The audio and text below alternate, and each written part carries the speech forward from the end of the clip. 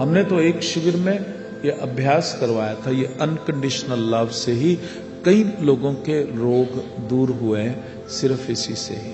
क्योंकि रोग क्यों होता है? हेटर्ड से, घृणा से।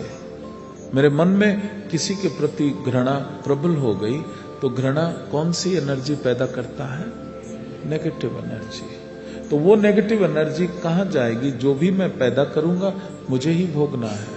तो मेरे ही शरीर में, मेरे ही ऑर्गन्स में, मेरे ही अंगों में वो बैठ जाती है। और जब वो बैठ गई तो रोगी हो गया। और उसके विपरीत खाली अनकंडीशनल लव, क्योंकि शिव योग में हम कहते हैं कि सुबह उठते ही ये एक अभ्यास आप सभी लोग करना। अब संजीवनी आपके शरीर से प्रवाहित होनी शुरू हो गई है।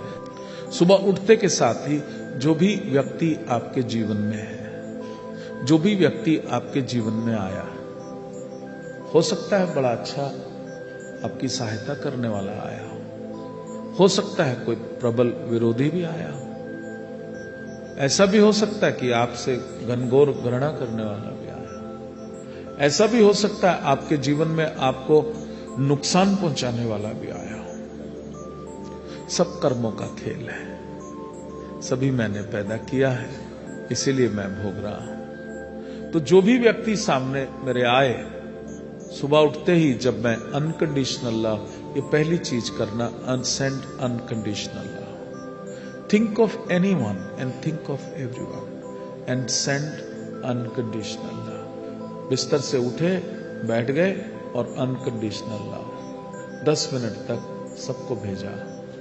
फिर अपने घर को, अपने काम को, अपनी गाड़ी को, हर जगह को, हर चीज को अगर आप अनकंडीशनल लव भेजते हैं तो नेगेटिव एनर्जी दूर हो जाती है। आप देखोगे आपका काम भी बढ़ना शुरू हो गया।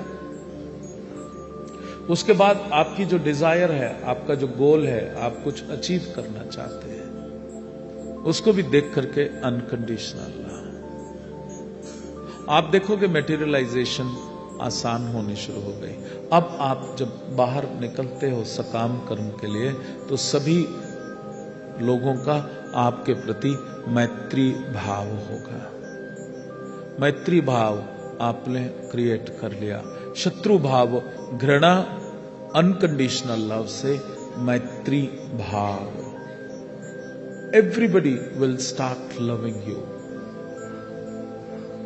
एक सिद्ध ने अपने शिष्यों को जंगल में भेजा था कि जाओ आप साधना करो। अब जंगल में हर प्रकार के जीव होते हैं, स्थूल जीव भी होते हैं, सूक्ष्म भी होते हैं। आप लोग मानो या ना मानो, लेकिन अनेक प्रकार के निम्न कोटि के देवी देवता भी होते हैं। जहां कोई नहीं होता उस स्थान पर वो विश्राम करते हैं, वो स्थान बना लेते हैं। ये लोग गए तो वहां पर ऐसे ही कुछ सूक्ष्म जीव थे, उनको पसंद नहीं आया तो रात्रि को उपद्रव करते थे, बहुत ज्यादा उनको डराते थे। तो शिष्य डर के आए और बोले, गुरुजी आपने साधना करने भेजा है, पहले ये भूतों को नष्ट करने की विद्या सिखाओ, इनको कैसे बांधा जाए, कैसे जलाया जाए, कैसे वो किया जाए, उसके बाद ही हम साधना कर पाएंगे। गुरु ने कहा, और ये मेरा भी वास्तविक अनुभव है, मैंने भी अनेक बचपन से लेकर के जो भी सिद्धियां हुई, जो भी शक्तियां प्राप्त करी, सारी शक्तियों के सामने मैं बता रहा हूं, the power of unconditional love is much more powerful than any सिद्धि। हर सिद्धि, जहां मुझे कुछ प्राप्त होता था, जहां मैं हील कर सकता था, जहां संजीवनी के साथ वो इमोशन ऑफ अनकंडीशनल लव जोड़ा, वहां तुरंत सारी बाधाएं दूर। तो गुरु ने कहा कि देखो, जिस स्थान पर तुम जाते हो, पहले उस स्थान को तुम एक्सेप्ट करते हो कि नहीं करते। जिस शहर में आप जाते हो, वहां के लोगों को एक्सेप्ट करते हो कि नहीं करते। आप कुछ लेने जा रहे हो, आप कुछ वहां से प्राप्त करना चाहते हो, तो मूल प्रकृति का सिद्धांत है कि पहले बीज फेंकना पड़ेगा, फसल उसके बाद ही होगी। तो बगैर फसल बीज फेंके आप कुछ प्राप्त करना चाहोगे तो कैसे होगा? इसलिए उस जंगल में गए। क्या तुमने अनकंडीशनल लव वहां के वृक्ष वनस्पतियों को भेजा? नहीं भेजा। वहां जीव जंतु रहते होंगे, आपने क्या अनकंडीशनल लव उन सबको भेजा? It's a symbol that you accept, तुम स्वीकार करते हो। बोला नहीं भेजा। वहां जितने भी सूक्ष्म जीव प्राणी हैं, क्या तुमने अनकंडीशनल लव भेजा? बोले नहीं भेजा। तो बोला अब तुम उसी जंगल में जाओ, और अगर झरना बह रहा है, सेंड अनकंडीशनल लव। जो पेड़ वनस्पति, सेंड अनकंडीशनल लव।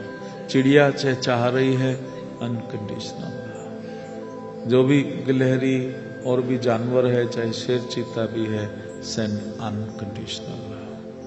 और जो जीव प्राणी सूक्ष्म जगत के जो नहीं दिखते, सेंड अनकंडीशनल लव। उन्होंने वही किया, और कहते हैं कि उसके बाद उन सूक्ष्म प्राणियों ने उनको दुख नहीं दिया, बल्कि वो इतने प्रसन्न हो गए कि उन्होंने उनकी साधना में वो सहायक सिद्ध हुए और वो उनकी रक्षा करते थे। तो एक तरीका तो वही है, जो भूत डामर की पूरा ज्ञान हो जाए और मार काट चालू कर दो, वो नहीं करना। जो मार्ग है शिव योग का, वो मार्ग है the path of acceptance and unconditional love, the path of purity. ये ईगो सेंट्रिक बिहेवियर को बढ़ावा देने वाला नहीं है, बल्कि उस ईगो को समाप्त करके तुम्हें सरल बनाने का मार्ग है। जितने आप सरल हो जाओगे, जितने आप सीधे हो जाओगे, उतनी आपकी शक्ति बढ़ेगी, उतनी आपकी संकल्प शक्ति बढ़ेगी, और आप कुछ भी मटेरियलाइज करने में सक्षम होंगे। कर्म से विमुख नहीं होना। जो कर्म है, जो आपका धर्म है, उससे आलस्य नहीं करना, रिस्पॉन्सिबिलिटी से विमुख नहीं होना, लेकिन उसके साथ साथ ये शिव योग के सरल सिद्धांतों को अपनाना। जिस किसी व्यक्ति को मिलो, पहला फीलिंग यहां से लेकर के आना, the feeling of unconditional love. लोग बहुत, हमारे तंत्र शास्त्र में सम्मोहन विद्याएं भी हैं। सम्मोहन विद्या जो है वशीकरण, त्रिलोक्य वशीकरण, किसी को वशीकरण, वो विद्या है। That is unnatural methods, unnatural. आपने उसको उसकी विल के विपरीत किसी को अपने वश में कर रहे हैं। लेकिन जब आप अनकंडीशनल लव देते हो, जब आप अपने आप को ही दे देते हो, जब आप अपने आप को उसके साथ मर्ज कर देते हो, तो वो व्यक्ति आपको प्यार करेगा कि नहीं करेगा? तो भगवान बृहस्पति देवों के गुरु थे, आचार्य शुक्राचार्य असुरों के गुरु थे। युद्ध होता था, और जब असुर मारे जाते थे तो यही संजीवनी जो भगवान शिव से ली थी, इसी का ही प्रभाव से उनको पुनः जीवित कर देते थे। ये परंपरागत चली आ रही है। भगवान मत्स्येंद्रनाथ के पास ये शक्ति थी। उन्होंने ही बाबा गोरखनाथ को उत्पन्न किया था, उनकी विभूति से उत्पन्न हुए थे बाबा गोरखनाथ। आपको पता है वो कहानी कि नहीं पता है? इनसे बाबा मत्स्येंद्रनाथ भिक्षा लेने के लिए गए, भोजन के लिए भिक्षा लेने जाते थे। अभी भी रिवाज है, महाराष्ट्र में कुछ गांव है जहां पर जब कोई सन्यास लेता है तो वहां पर गृहस्थों को भी जब वो नाम दान देते हैं तो भिक्षा मंगवाते हैं घरों में जाकर के, ईगो खत्म हो जाए, ईगो। इसीलिए ये जो है ना आडंबर की भाई खाना अलग से बनेगा साधु संत के लिए, वो होगा कैसे? जब भिक्षा लेने आए तो किसी को क्या पता दरवाजे के ऊपर कौन आया है, वो बच्चे का हाथ भी लगा होगा, उंगली भी लगी होगी, वही खाना, वो अमृत है, वो तो मां अन्नपूर्णेश्वरी है और वो कभी अशुद्ध नहीं होती। भाव अशुद्ध होता है, भोजन कभी अशुद्ध नहीं होता। इसलिए ये आडंबरों में नहीं पड़ना है कि ये शुद्ध है अशुद्ध है। भाव पवित्र रखना, भाव शुद्ध रखना। बाबा मच्छिंद्रनाथ भिक्षाम देहि, तो एक दरवाजा खटखटाया। अम्मा निकली, बड़ी उदास थी। तो पूछा, अम्मा इतनी उदास क्यों हो, दुखी क्यों हो? बोली, मेरे संतान नहीं है, बांझ हूं मैं, इसलिए समाज में भी मेरा कोई इज्जत नहीं, दुखी हूं। तो उन्होंने अपनी शक्ति से विभूति निकाली। बोली, अम्मा ये ले लो और इसको भोजन में डाल के खा लेना। 9 महीने बाद बड़ा तेजस्वी बालक उत्पन्न होगा और मैं 12 बरस के बाद उसको मिलने आऊंगा। 12 बरस के बाद मैं फिर से एक बार आऊंगा, उसके दर्शन करूंगा और चला जाऊंगा। वो प्रसन्न हो गई। घर गई तो अंदर तो लोग सीख देने वाले होते हैं। किसी ने कहा, अरे वो नशा दे गया है, तू खाएगी, नशे में जाएगी, वो लूट के आएगा, घर लूट के ले जाएगा। किसी ने बोला, तेरे घर खाना मांगने आया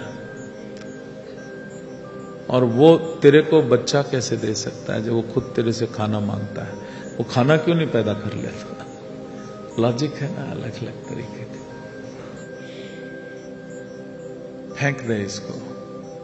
तो घर के बगल में एक गड्ढा था, खड्डा बहुत गहरा कर रखा था, जिसमें वो गोबर फेंकते थे। तो उसने वो विभूति उसमें फेंक दी।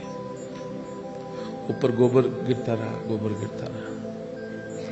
12 बरस के बाद बाबा मच्छिंद्रनाथ आए। बोले, अम्मा बच्चे के दर्शन कराओ। वो डर गई। बोले, क्या बात है, तुम सच्ची बात बताओ, घबरा क्यों रही हो? बोले, मेरी संतान नहीं हुई।